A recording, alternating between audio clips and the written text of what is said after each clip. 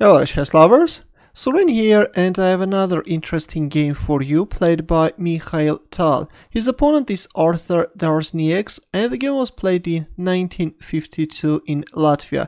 At that time Tal was around 16 years old. Mikhail Tal had white pieces and he started with e4, e5 by Darznieks, knight f3, knight c6, knight c3, knight f6. We see the 4 knights game, which usually leads to quiet positional play. But let's see, will Mikhail Tal manage to find some complications and sharpen the game? d4 was played.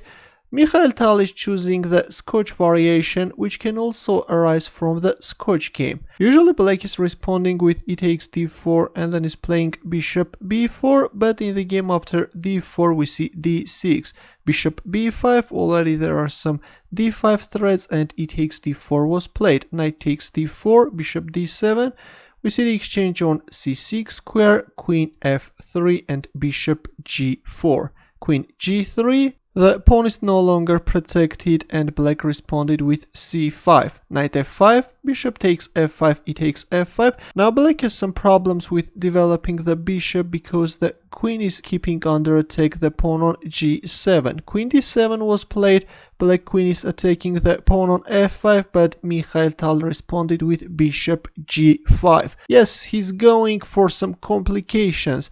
Bishop e7 was played, but let's have a look. What if queen f5?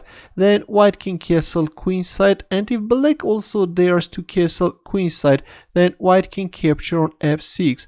Now if queen takes f6, then this can be catastrophic. White can play knight d5 and then queen a3, and white will start exploiting the weaknesses of black's queenside. If king b8, then the rook will come, and this is really very dangerous. Or after bishop takes f6, if g takes f6, then rook d5 and then queen d3, and again white is starting to attack black king. Let's go back. That's why after bishop g5 black first played bishop e7. Tal castles kingside and only now black captured on f5. Rook e1, creating more problems for black, not allowing to castle kingside. King f8 was played, queen e3 and rook e8, after which white is gaining a huge advantage. It was better to protect the bishop by playing queen d7. Instead we see rook e8. Now comes bishop takes f6. Queen takes f6. Of course, g takes f6 is just catastrophic. White can play queen h6 check and then the rook is coming. This is just crushing. That's why black responded with queen takes f6. But now comes the knight d5.